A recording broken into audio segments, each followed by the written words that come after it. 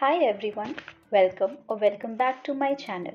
In this video, we will DIY this normal cloth bag into a aesthetic carry bag by just few simple steps. Let's get started. तो सबसे पहले we will draw rough sketch using pencil.